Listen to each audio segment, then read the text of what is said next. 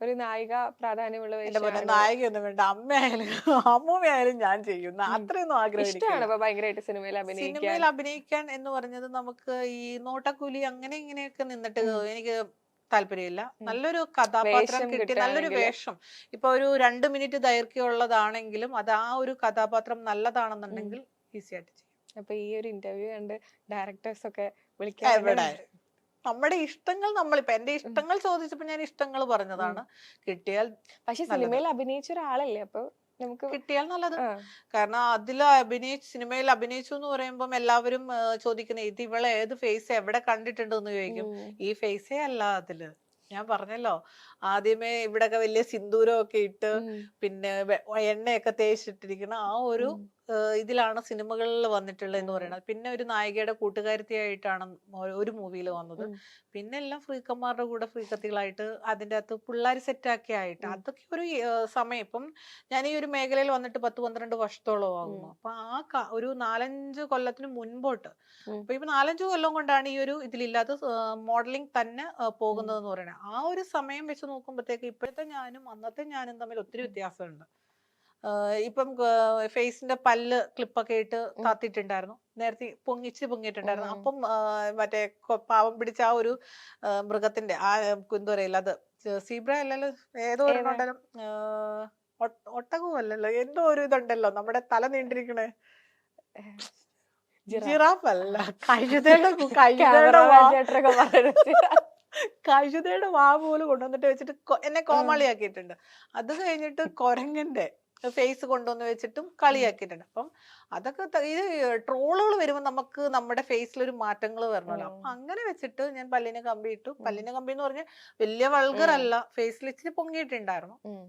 അത് വെച്ച് ഇപ്പോഴാണെങ്കിലും ഇനിയിപ്പം ഈ ഇത് ഇറങ്ങി കഴിയുമ്പോൾ, നമ്മുടെ ഇന്റർവ്യൂ ഇറങ്ങി കഴിയുമ്പോൾ പറയും ഇവള് ഇല്ലാതായിരുന്നു, അല്ലെങ്കിൽ ഇവളെ കാണാൻ എന്തിനു കൊള്ളാം, ഇവിടെ മോന്ത കണ്ടില്ലേ. അതിന്റെ ഇടയിൽ കുരങ്ങുകൾ വരും, ഒത്തിരി കുരങ്ങുകളുടെ സിമ്പിള് വരും. ഏതെങ്കിലും ഒരു സിനിമാ നടിനെ പോലെ ഇരിക്കുന്നുണ്ട് കാണാൻ ആരെങ്കിലും പറഞ്ഞിട്ടുണ്ടോ? മധുരനാരങ്ങയിലെ രതീഷ് ഏട്ടന്റെ മകളെ പോലെ ആയിരുന്നു അന്ന് ഇരുന്നതെന്ന് പറയണേ. ആ പിക്ചർ എന്റെ കയ്യിൽ ഇപ്പോഴും ഉണ്ട്. അതിന്റെ അകത്ത് പല്ലിൽ കമ്പി ഇട്ടിട്ടുണ്ട്, പിന്നെ മുടി ഇപ്പോഴും അതുപോലെ ഒരു റിസംബ്ലൻസ് പറഞ്ഞപ്പോ എനിക്ക് തോന്നി, ആണോ? ആ ഒരു കണ്ണും. ഇത് അങ്ങനെയല്ല, ഇതിന്റെ അകത്ത് പൂച്ചക്കണ്ണ ലെൻസ് വെച്ചിട്ടുണ്ടായിരുന്നു. അന്ന് സ്പെക്സ് ഇല്ല.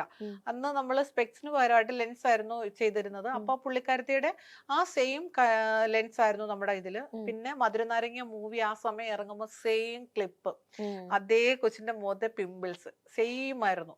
അപ്പം അത് വെച്ചിട്ട് എല്ലാരും മധുരനാരങ്ങയിലെ രതീഷിന്റെ മകളാണ്, ആ ചായയാണ് ഇതാണെന്നും പറഞ്ഞിട്ട് ഉണ്ട് കേട്ടോ, ആൾക്കാർ. ശരിക്കും ഉണ്ട്. എന്റെ ചാനലില് ഈ ഇന്റർവ്യൂസ് കാണുന്നവർ എന്നെ ഒന്ന് സെലിബ്രിറ്റി ആക്കൂ. വേറെ ആരെങ്കിലും പോലെയൊക്കെ പറഞ്ഞിട്ടുണ്ടോ? വേറെ ഏതോ ഒരു നടീനെയും കുറിച്ച് പറഞ്ഞിട്ടുണ്ടായിരുന്നു, പക്ഷെ എനിക്ക് അത്ര സമയം തോന്നുന്നില്ല. വാണി വിശ്വനാഥനെ പോലെയൊക്കെ ഉണ്ടെന്ന് പറഞ്ഞിട്ടുണ്ടോ? എന്റെ പൊന്നോ, ഈ ആ ചിലപ്പോ ബോൾഡ് ആയിരിക്കുന്നോണ്ടായിരിക്കും എനിക്ക് തോന്നുന്നു. ആ പുള്ളിക്കാരത്തി കാണരുത്, അല്ലെങ്കിൽ അവരുടെ ഫാൻസ് കാണരുത്.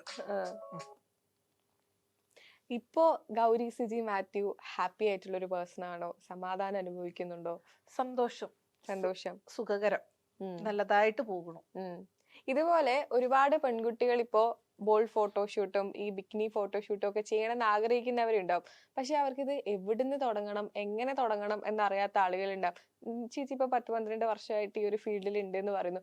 ഒരുപാട് പേര് ഈ പെൺകുട്ടികളെ അവസരം തരാന്നൊക്കെ പറഞ്ഞിട്ട് ചൂഷണം ചെയ്യുന്ന ആളുകളുണ്ട്. പിന്നെ ഇവര് മനസ്സും അടുത്ത് ഇതൊന്നും വേണ്ട എന്ന് പറഞ്ഞിട്ട് ലൈഫിൽ ഒതുങ്ങി പോകുന്ന ആളുകളുണ്ട്. ചേച്ചിക്ക് അവരുടെ അടുത്ത് കൊടുക്കാൻ പറ്റിയ ഒരു പ്രൊഫഷനിൽ ഒരുപാട് വർഷത്തെ ദൈവത്തെ ഓർത്ത് എക്സ്പീരിയൻസ്. ഇതുപോലെ കുഴിയിൽ വന്ന് ചാടരുത്.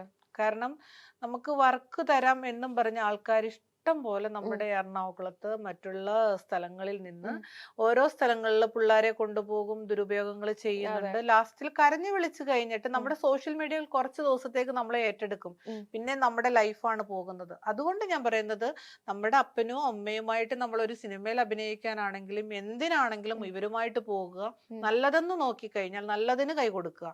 അല്ലാതെ ഒരു ഫോട്ടോഗ്രാഫർ വിളിച്ചു എന്നും പറഞ്ഞിട്ട് നേരെ റൂമിലേക്ക് പോകേണ്ട കാര്യമൊന്നുമില്ല.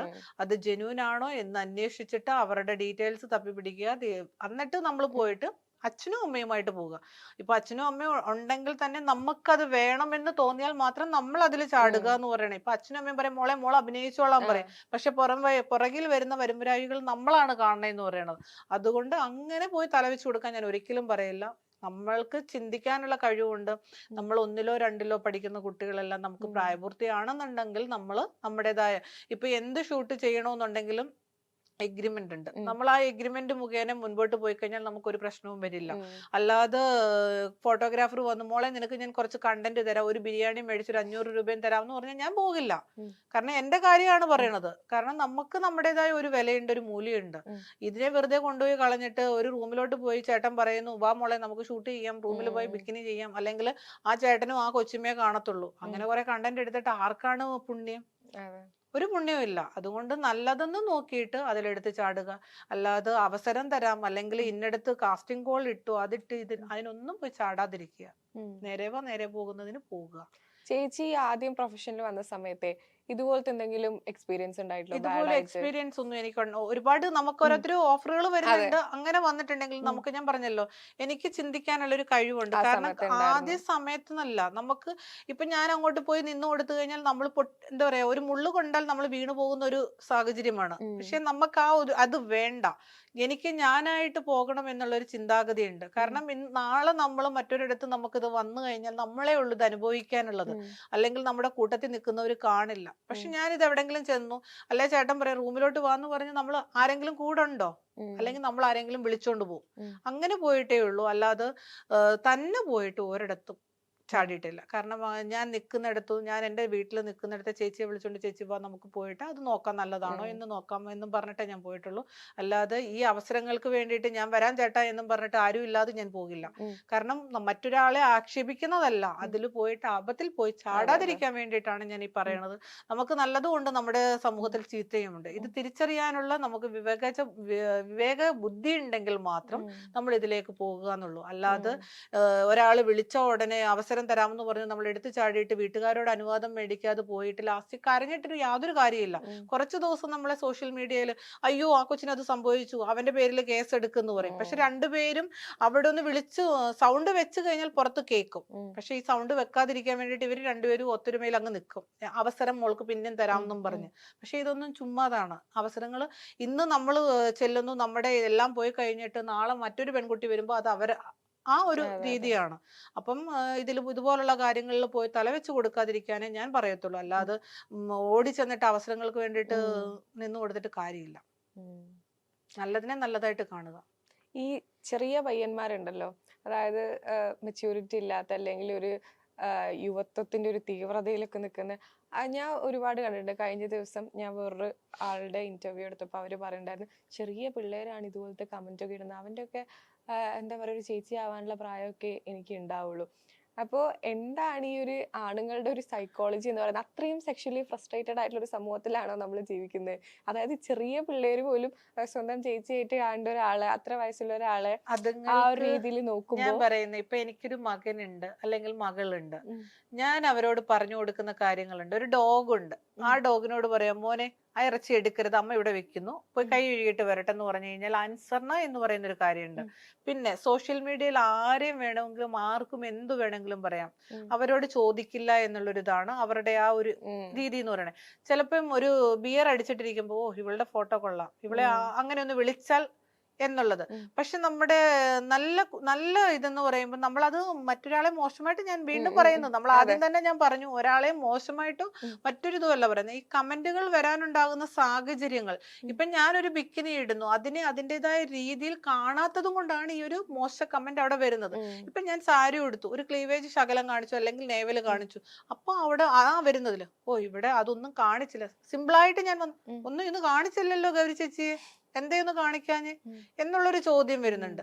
ഞാൻ പറഞ്ഞു നമുക്ക് നമ്മുടെ പ്രൊഫഷണൽ നമ്മളുടെ ഇഷ്ടപ്പെട്ട ഡ്രസ്സ് നമുക്ക് ഇഷ്ടപ്പെട്ട രീതിയിൽ യൂസ് ചെയ്യാനായിട്ട് നമുക്ക് ഇപ്പൊ ഒരു സാരി എടുത്തു കഴിഞ്ഞാൽ ഒന്നും കാണിക്കാതെ എനിക്ക് കൊടുക്കാം. പക്ഷെ എന്റെ ഭംഗി എന്ന് പറയുന്ന ചില ഇത് നമ്മൾ സ്വാഭാവികമായിട്ടും നേവല് എനിക്കത് ഭംഗിയാണ്, എനിക്കൊരു കമ്മൽ അവിടെ കുത്തിയിട്ട് ഞാൻ 4 പേരെ കാണിക്കണമെന്ന് തോന്നിയാൽ സ്വാഭാവികമായി ആൾക്കാർ ഇപ്പം കണ്ടിട്ടില്ലേ ഓരോരുത്തർ ചുണ്ടിൽ മറ്റേ ഇതിടുന്നു, പുരികത്തില് ഇതിടുന്നു, സ്റ്റഡ് ഇടുന്നു, ഇങ്ങനെ ഓരോ കാര്യങ്ങൾ. ഇപ്പൊ മൂക്കുത്തി ആണെങ്കിൽ ഇവിടെ കൊണ്ടുവന്നിട്ട് വലതിടുന്നു, അത് അവരവരുടെ ഇഷ്ടമാണ്. സ്ലീവ്ലെസ് ഇടുന്നു, ബ്രാ പോലുള്ള ബ്ലൗസുകൾ ഇടുന്നു, അപ്പൊ അത് അവരുടെ ഇഷ്ടമാണ്.